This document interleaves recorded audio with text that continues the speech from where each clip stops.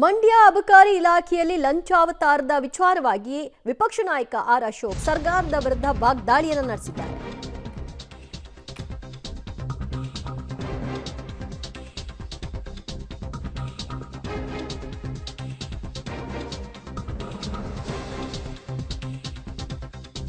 ಮಂಡ್ಯದ ಅಬಕಾರಿ ಇಲಾಖೆಯಲ್ಲಿ ಲಂಚಾವತಾರವನ್ನ ಬೆಳಕಿಗೆ ತಂದ ಕಾಂಗ್ರೆಸ್ ಕಾರ್ಯಕರ್ತ ವಿಪಕ್ಷ ನಾಯಕ ಆರ್ ಅಶೋಕ್ ಈ ವಿಷಯವಾಗಿ ವಾಗ್ದಾಳಿಯನ್ನ ನಡೆಸಿದ್ದಾರೆ. ಪ್ರಧಾನಿಗೆ ಸಾಕ್ಷ್ಯ ಕೊಡಿ ಅಂತ ಸಿಎಂ ಕೇಳಿದ್ರಲ್ಲ, ಈಗ ಅವರ ಕಾರ್ಯಕರ್ತನೇ ಸಾಕ್ಷ್ಯ ಕೊಟ್ಟಿದ್ದಾನೆ.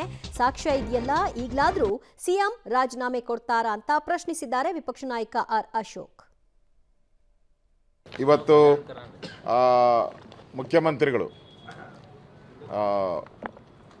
ಈ 700 ಕೋಟಿ ಏನು ಹಗರಣ ಆಗಿದೆ ಲಿಕ್ಕರ್ ಇದರಲ್ಲಿ ಅಬಕಾರಿ ಇಲಾಖೆಯಲ್ಲಿ, ಅದಕ್ಕೆ ಮೊನ್ನೆ ಗವರ್ನರ್ಗೆ ಲೆಟ್ರ್ ಕೊಟ್ಟಿದ್ದಾರೆ. ಗವರ್ನರ್ ಅವ್ರಿಗೆ ಕಂಪ್ಲೇಂಟ್ ಆಗಿದೆ.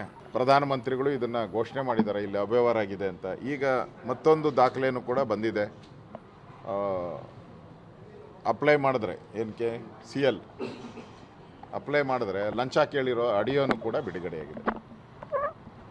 ಇನ್ನೇನು ಸಾಕ್ಷಿ ಬೇಕು ನಿಮಗೆ? ಲೋಕಾಯುಕ್ತದಲ್ಲಿ ಕಂಪ್ಲೇಂಟ್ ಆಗಿದೆ, ಸಾಕ್ಷಿ ಇದೆ.